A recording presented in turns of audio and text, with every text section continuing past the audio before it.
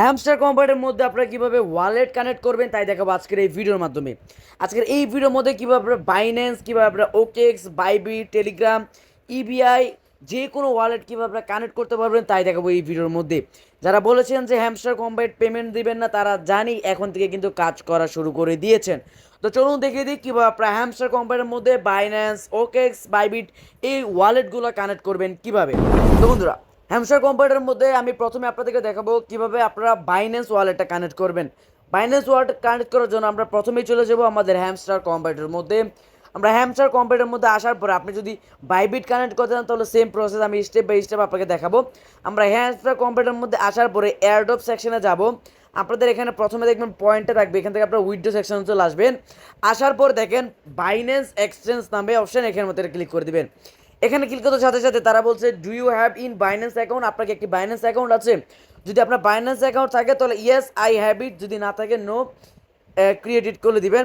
So আমাদের Binance account আছে, সকলেরই থাকবে, থাকার কথা। এই জন্য আমরা কী করবো, এখান থেকে ইয়েস আই হ্যাভ ইটের মধ্যে ক্লিক করে দিব।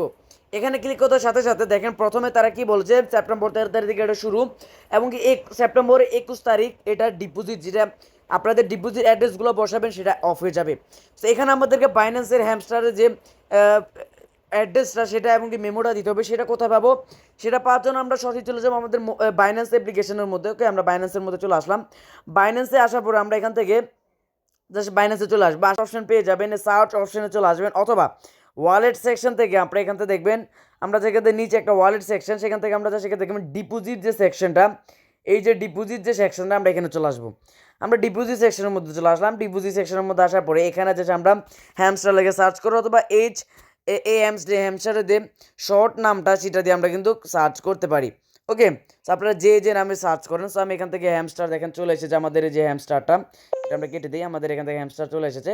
ওকে, হ্যামস্টার আসার পর আমরা এখানে ক্লিক করে দেবো। এখান থেকে দেখেন কি বলেছে, টোন কয়েন নামে, এই টোন কয়েনটা সিলেক্ট করে দিব। টোন কয়েন সিলেক্ট করার সাথে সাথে দেখেন এখানে আমাদেরকে দুইটা মেমো দিবে, একটা হচ্ছে ওয়ালেট অ্যাড্রেস, একটা দিবে মেমো, ঠিক ডক্সের মতো ডক্স। আর এটা কিন্তু একদমই সেম সিস্টেম, জাস্ট আমরা ওইটার মধ্যে জাস্ট ক্লিক করে দিলে কিন্তু হয়ে যাবে। সো এই মেমোটা আমি দেখাচ্ছি, হ্যামস্টার বর্তমান কিছু সমস্যা চলার কারণে। সো কীভাবে, সাপোজ ধরেন আমি এখান থেকে আমরা ডক্সের যে ইয়াটা দেয় সেটা দিয়ে বোঝাই। সাপোজ এটা আমি ফর এক্সাম্পল এখানে দিলাম, ডক্স লিখে সার্চ করলাম। ডক্স লিখে সার্চ করার পর এখানে দেখেন এখানে একটা মেমো দিবে।